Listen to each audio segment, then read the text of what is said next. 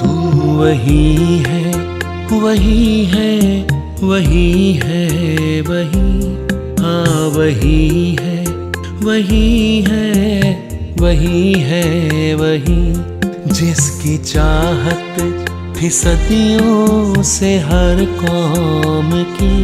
तू वही है, वही है, वही है, वही। तू वही है, वही है, वही है, वही, हाँ वही है, वही है, वही।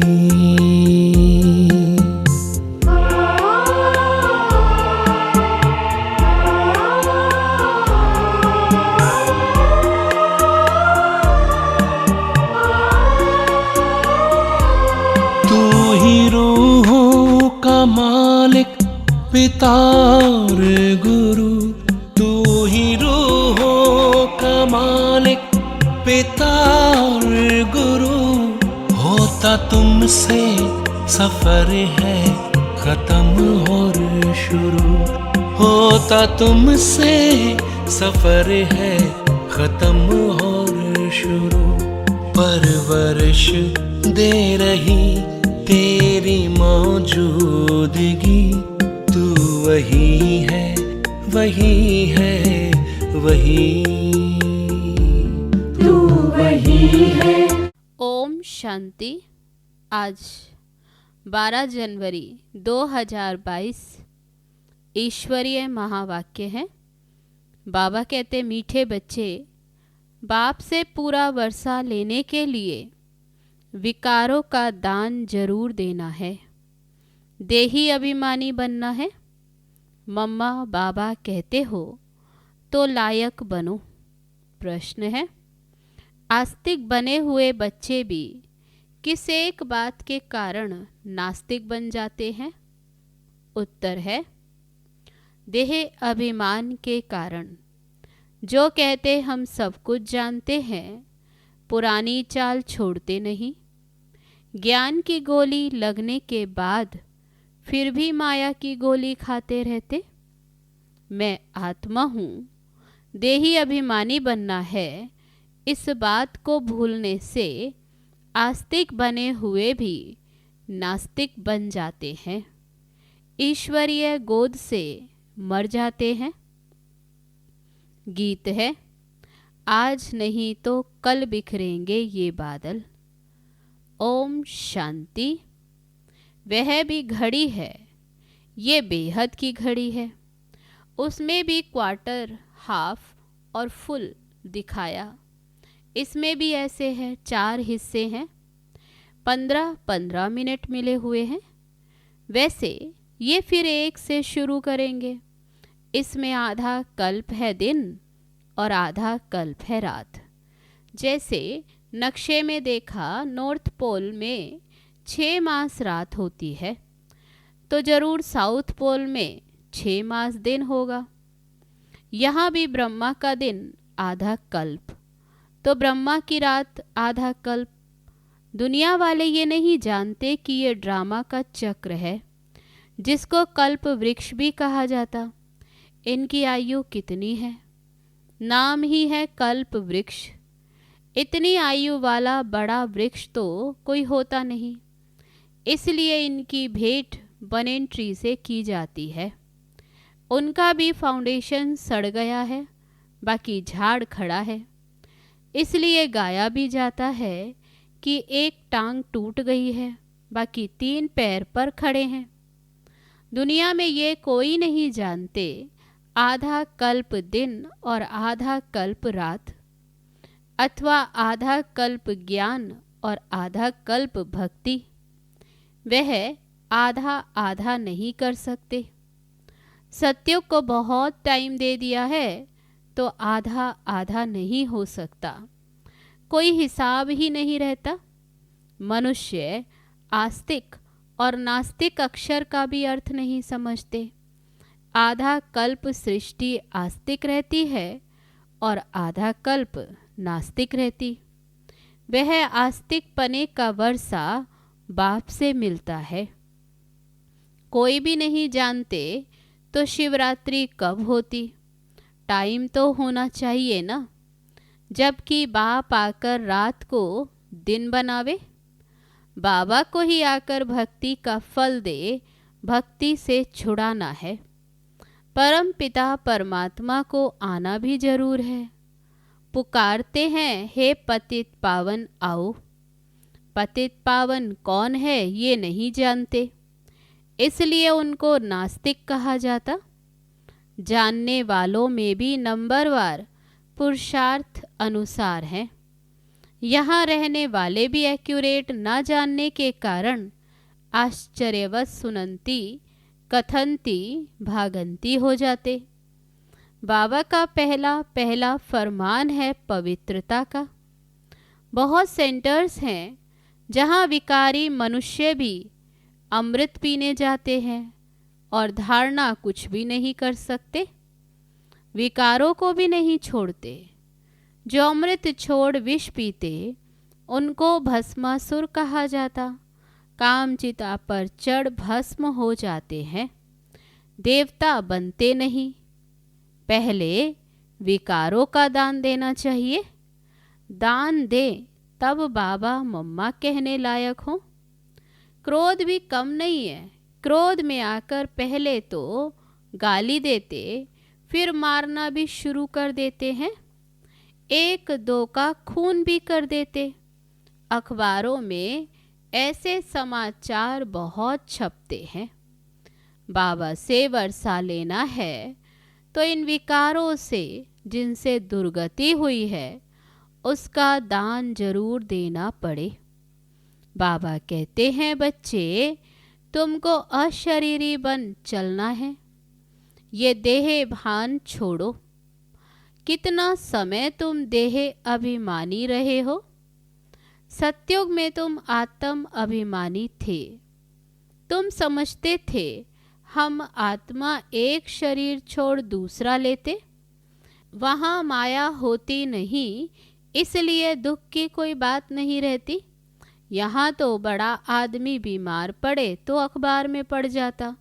कितना उनको बचाने की कोशिश करते हैं। देखो इस समय पोप का कितना मान है, परंतु इस समय सब हैं नास्तिक। गॉड फादर को जानते ही नहीं तो नास्तिक कहेंगे ना। कोई बाप को 5-7 बच्चे हों तो बच्चे कहेंगे क्या कि यह बाप हमारा सर्वव्यापी है। ये बाप भी कहते मैं रचयिता हूँ, ये मेरी रचना है। रचना में रचयिता व्यापक कैसे हो सकेगा। कितनी सहज बात है, फिर भी समझते नहीं। इसलिए बाबा समझाते रहते हैं, पहले नास्तिक से आस्तिक बनाओ। जो कहे तो बरोबर परमपिता परमात्मा हमारा बाप है, उनसे वर्षा लेना है। कन्यादान में जो पैसे देते उसको भी वर्षा कहेंगे। सुख का वर्षा कौन देते, दुख का वर्षा कौन देते ये नहीं जानते। भारतवासी स्वर्ग को ही भूल गए। नाम भी लेते हैं, कहते हैं फलाना स्वर्ग में गया, परंतु समझते नहीं। बाप कहते बिल्कुल तुच्छ बुद्धि है। गाते हैं कि पतित पावन आओ, परंतु अपने को पतित समझते थोड़े। बाबा कहते पहले अलफ पर समझाओ, परमपिता परमात्मा से तुम्हारा क्या संबंध है। जब कहें हम नहीं जानते, बोलो बाप को नहीं जानते हो। लौकिक बाप तो शरीर का रचयिता हुआ, परमपिता परमात्मा तो आत्माओं का बाप है। तो क्या तुम बाप को नहीं जानते हो। कितनी सहज बात है, परंतु बच्चों की बुद्धि में ये बैठता नहीं तो सर्विस करने लग पड़े। परमपिता परमात्मा से क्या संबंध है, प्रजापिता ब्रह्मा से क्या संबंध है। वह है परमपिता, ये है प्रजापिता। प्रजापिता तो जरूर फिर यहाँ होगा ना। प्रजापिता ब्रह्मा का नाम सुना है? निराकार परमात्मा ने सृष्टि कैसे रची? तो प्रजापिता है साकार, उनके बच्चे बीके भी जरूर होंगे। बच्चे ही वर्षे के लायक बनेंगे, परंतु अच्छे अच्छे बच्चे भी युक्ति से समझाते नहीं। नई नई बातें बाबा समझाते हैं, फिर भी बच्चे अपनी ही पुरानी चाल चलते रहते, नई धारणा नहीं करते। देह भान रहता है, कहते हैं हम सब कुछ जानते, परंतु पहली बात ना जानने कारण ही फारगति दे देते हैं। आस्तिक से नास्तिक बन जाते हैं, ईश्वरीय गोद में आकर और फिर मर जाते। बाबा मम्मा कहते भी, फिर देखो मरते कैसे हैं। गोली लगी माया की अथवा देह अभिमान की और ये मरा। ये है ज्ञान की गोली, वह है माया की गोली। माया ऐसी गोली लगा देती जो आना ही छोड़ देते। तुम पांडवों की युद्ध माया से है। बाप समझाते हैं, मुझे ज्ञान सागर कहते।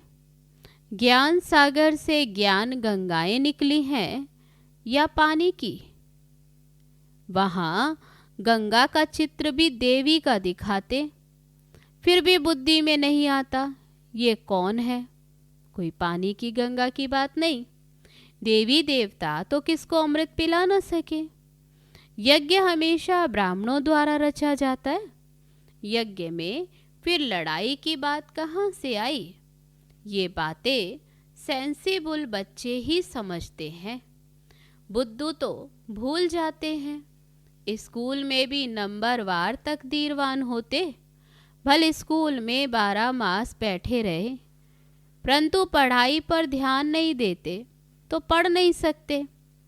बाप तो आत्माओं को पढ़ाते, वे तो मनुष्यों को पढ़ाते। बाबा कहते, हे आत्मा सुनती हो? और कोई आत्मा से बात नहीं कर सकते। बाबा कहते, लक्की सितारे समझते हो? तुमको पढ़ाता हूँ। आत्मा ही करती और कराती है। करन करावनहार आत्मा भी है तो परमात्मा भी है। जैसे आत्मा आत्मा से कराती, वैसे परमात्मा बाप आत्माओं से कराते हैं। बाप कहते, मैं तुम आत्माओं से अच्छा काम कराता हूँ।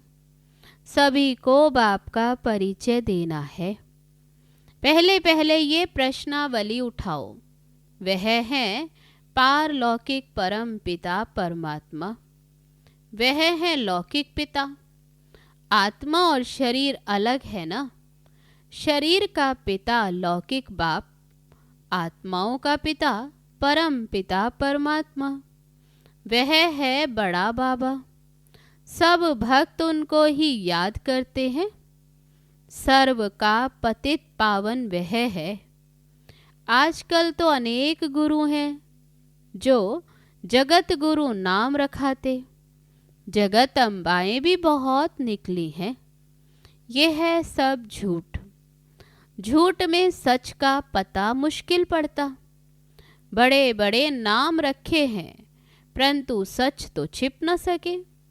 कहते हैं सच तो बिठो नच, डांस करते रहो। बाबा कहते सच्चा माना कोई डर नहीं। डांस तो मशहूर है, तुम आस्तिक बन गए, धारणा की तो स्वर्ग में तुम डांस करना। देवताएं ही डांस करेंगे। पतित दुनिया है नर्क, तो नर्क को स्वर्ग अथवा पावन दुनिया ये गुरु साधु लोग थोड़े ही बनाएंगे। इसको तो कहा ही जाता कुंभी पाक नर्क। स्वर्ग को कहा जाता है शिवालय। पहले तो ये लिखवा लो कि परम पिता परमात्मा हमारा बाप है। उसने प्रजापिता ब्रह्मा द्वारा ही ब्राह्मणों की रचना रची है। हम शिव बाबा के पोत्रे ठहरे। वर्षा भी वही देंगे, ज्ञान सागर भी वही है। अविनाशी ज्ञान रतन ब्रह्मा द्वारा देते हैं। पहले ब्रह्मा को मिलते, फिर मुखवंशावली को मिलते। स्कूल में भी कोई कोई पीछे आने वाले भी तीखे निकल जाते, क्योंकि पढ़ाई अच्छी करते। यहाँ भी अच्छी रीति पढ़ना और पढ़ाना है। जो आप समान ना बनावे तो जरूर उनमें कुछ ना कुछ खामियां हैं, इसलिए धारणा नहीं होती। काम विकार का अगर सेमी नशा भी होगा तो धारणा मुश्किल होगी। लिखते हैं बाबा, काम का तूफान बहुत तंग करता है, बेताला बना देता। बाबा कहते, बच्चे, काम महाशत्रु है, उनको योग बल से जीतो। कल्प पहले भी तुमने इसे जीता है। बाप की गद्दी पर बैठे हो, उनके पीछे रॉयल घराना भी है। सिर्फ एक जन्म पवित्र बनने से तुम इतना ऊंच पद पाएंगे, ऊंच बन जाएंगे। पवित्र ना रहने से फिर बहुत घाटा पड़ जाएगा। मौत सामने खड़ा है। एक्सीडेंट आदि कितने होते रहते। रजो प्रधान के समय इतना मौत नहीं होता। अब तो पंप है। बाबा कहते कितनी मौत होती। आगे इतनी मशीनें आदि नहीं थी। आगे लड़ाई कोई स्टीमर अथवा एरोप्लेन से थोड़ी होती थी। ये तो सब अब निकले हैं, यहाँ थे नहीं। पहले ये सतयुग में थे, तो फिर संगम पर भी होना चाहिए। जो सुख फिर तुमको स्वर्ग में मिलना है, एरोप्लेन जो बनाते वह भी वहाँ होंगे। प्रजा में भी कोई ना कोई आ जाएंगे। बाबा कहते संस्कार लेकर जाएंगे, फिर आकर वह वहाँ बनाएंगे एरोप्लेन आदि। बाबा कहते अभी भी हैं, फिर सतयुग में भी होंगे। अभी बनाते हैं विनाश के लिए, फिर वह वहाँ सुख के काम में आएंगे। वहाँ तो फुल प्रूफ होंगे। माया की पॉम्प से विनाश होगा। विनाश तो जरूर होना है ना। ब्राह्मणों द्वारा यज्ञ भी रचा हुआ है। इसमें सारी पुरानी दुनिया स्वाहा हो जाएगी।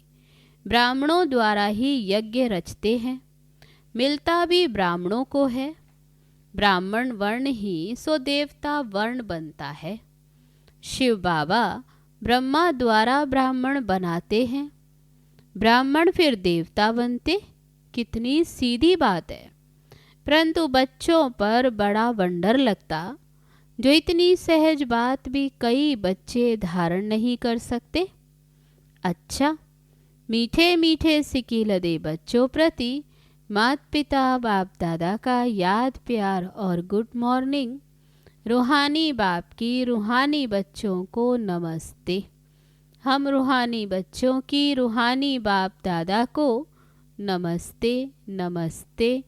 ओम शांति। अब है धारणा के लिए मुख्य सार। पहली पॉइंट, बाप के साथ सदा सच्चे रहना है। विकारों का दान देकर फिर भस्मासुर नहीं बनना है। पवित्रता का फरमान जरूर पालन करना है। दूसरी पॉइंट, विकारों के सूक्ष्म नशे को योग बल से समाप्त करना है।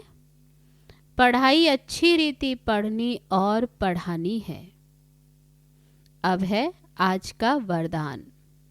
मंजिल को सामने रख ब्रह्मा बाप को फॉलो करते हुए फर्स्ट नंबर लेने वाले तीव्र पुरुषार्थी भव।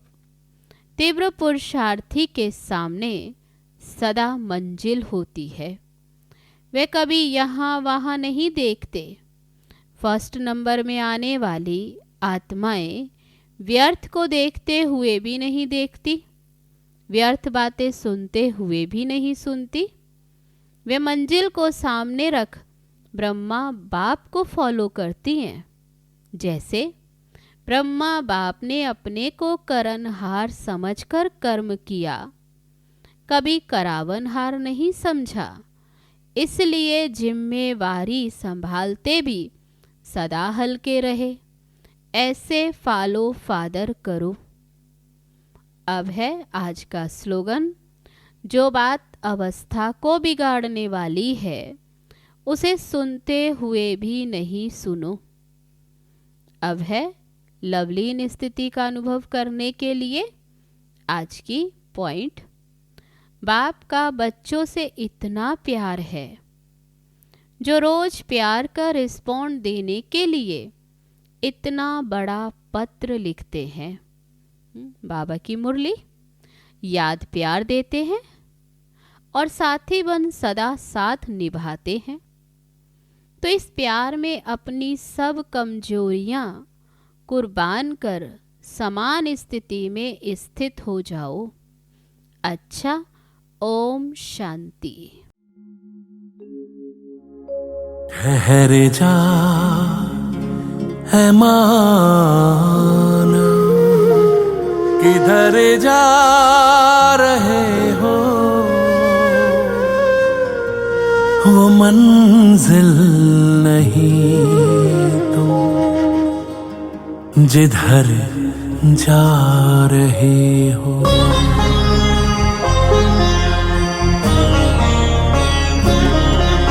ठहर जा है माना, किधर जा रहे हो, वो मंजिल नहीं तुम जिधर जा रहे हो।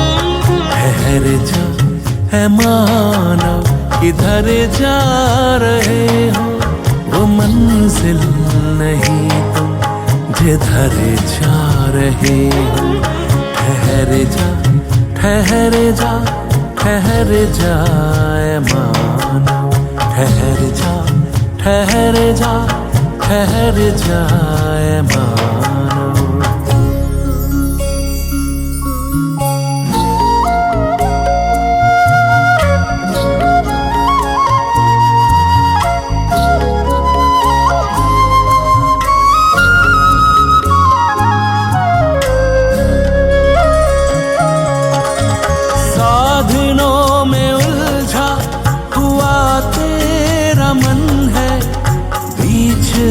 भंवर में फंसा जीवन है, साधनों में उलझा हुआ तेरा मन है, बीच भंवर में फंसा